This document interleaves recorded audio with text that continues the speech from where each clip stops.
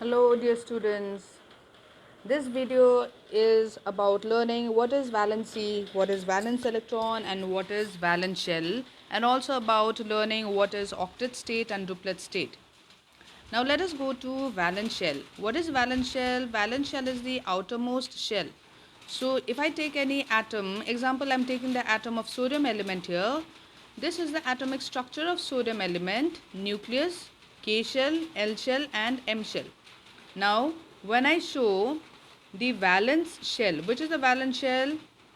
K will have 2 electrons, L will have 8 electrons and 1 electron will go to the M shell.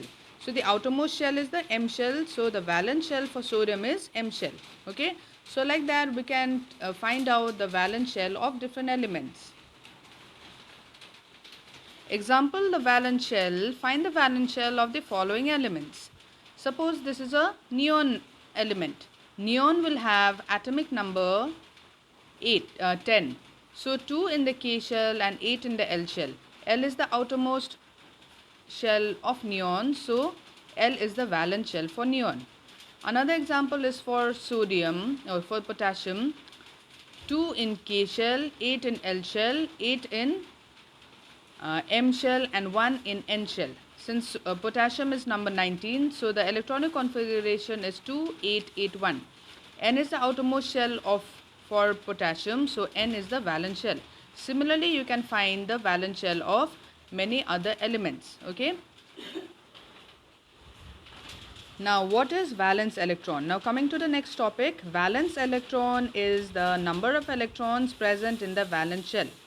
We just came to know what is valence shell. Now in the valence shell, how many electrons are present? That is the valence electron for the element.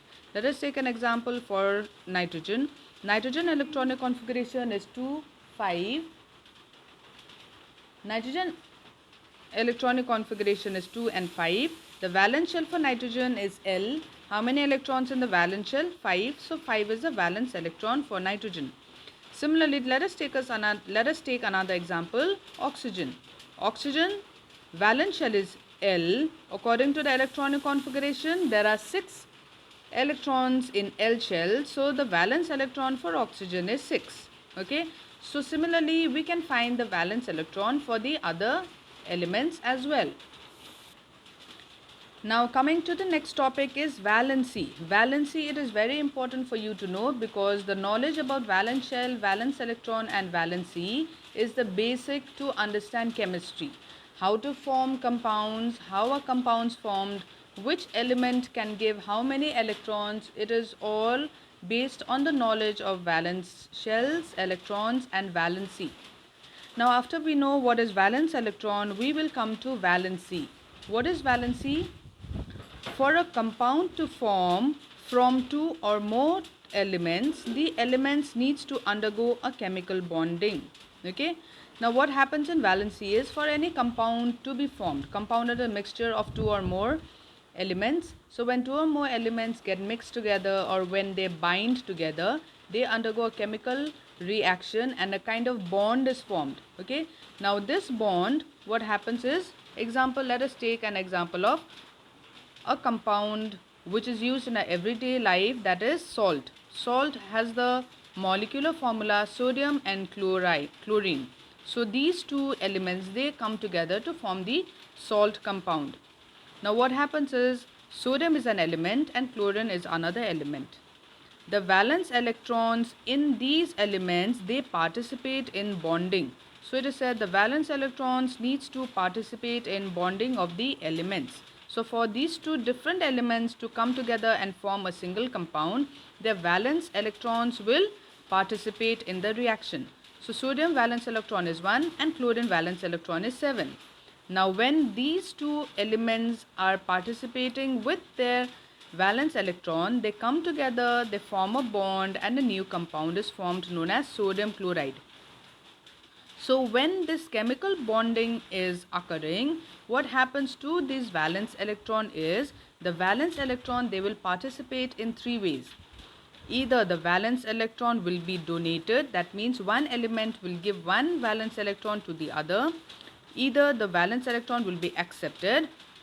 Some elements will accept one electron from another element, or the valence electrons are shared. That means they will neither give nor take. That means they will neither be less nor more, but they will share with each other.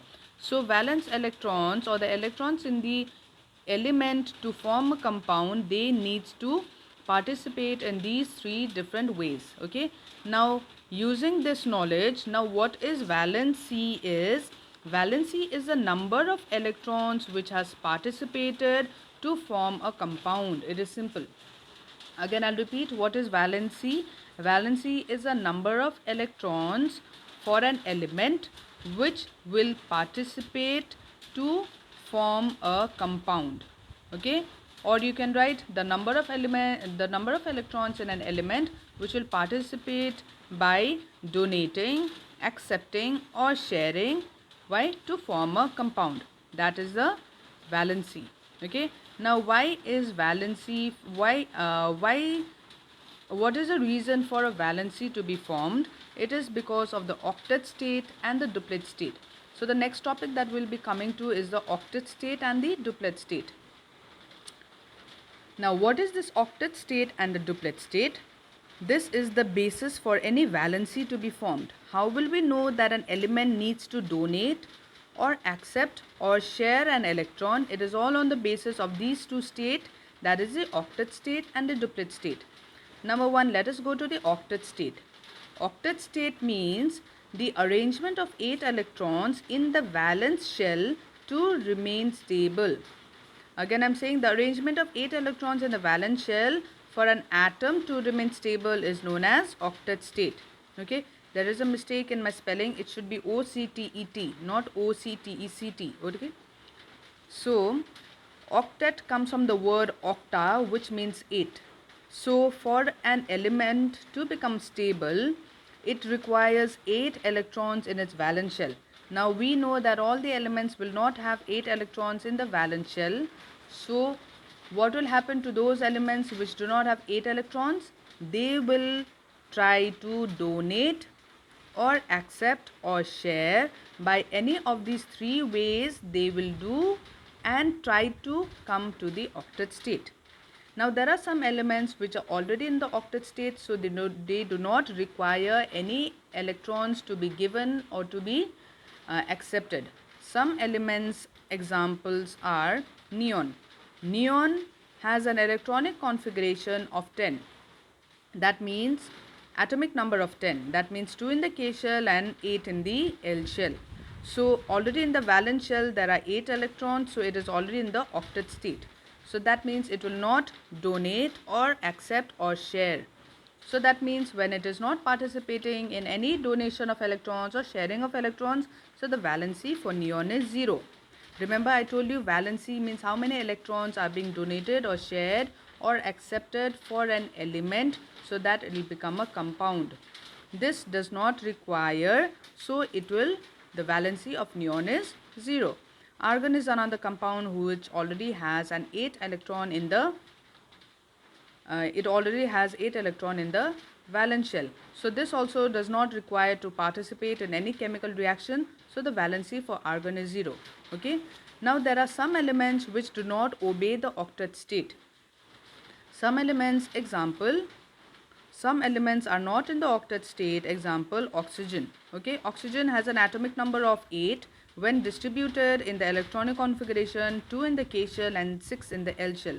Now in the valence shell there are only 6 electrons, so that means it is not in the octet state. So to become in the octet state, it is missing 2 more electrons. So 2 more electrons needs to be added in the L shell. That means how many electrons are participating in the oxygen atom? 2 electrons. So the valency of oxygen is 2. Now let us see another example for fluorine. Fluorine atomic number is 9, 2 in the K shell and 7 in the L shell. Now it has only 7 in the valence shell, so it will require 1 electron more to become in the octet state, because every atom, every element requires to be in the octet state or in the duplet state to become stable. So fluorine element will also try to become stable by going into the octet state. How?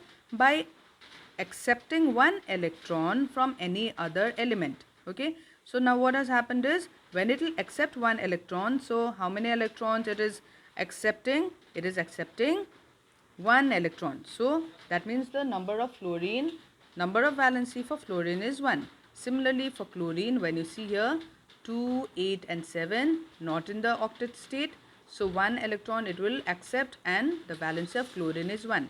Okay, like that you can calculate the valency of many other elements depending upon whether they are in the octet state or not. If they are not in the octet state, then how many electrons it will require or how many extra element it will have so that it can donate to become in the octet state. Now similarly, like octet state, not all the elements can go in the octet state because there are some elements which has very less number of electrons. Like example, hydrogen. Hydrogen has only one electron, so it cannot obey the octet state. Okay, so what it will do, it will obey another state, or it will try to come into another state known as the duplet state. Now which elements will follow the duplet state? Elements lower than carbon will try to remain in duplet state. Now what is this duplet state? Duplet state is the arrangement of two electrons in the valence shell. That means for any element to become in the duplet state, in the valence shell or in the outermost shell, only two elements or two electrons is required. Now which elements will follow the duplet state? Again I am telling you, elements lower than carbon will try to remain in duplet state. Lower than carbon means hydrogen, helium, lithium, beryllium and boron. Why? Since their electronic number or the number of electrons is less. Now example, let us see for hydrogen. Hydrogen electronic configuration 1 in the K shell. Valency is 1. Why? Because it has only one. So to become in the duplet state, that means duplet state, remember, outermost shell needs to have two electrons. Since hydrogen has only one electron, so what it will do, it will take one electron from some other element. So it is accepting. So how many electrons it is accepting? 1. So the valency of hydrogen is 1. Valency is 1 as it will need one electron to become the duplet state. Let us see the second element, helium. Helium in the K shell, it has 2. It is already in the duplet state. So since helium is already in the duplet state, it will not require or it will not donate also. So it is already in the duplet state, so it is stable. This element is already stable and so valency is 0. There is no participation of giving or taking of electron. Let us see for the third element, that is lithium. Lithium atomic number is 3. Electronic configuration 2 and 1.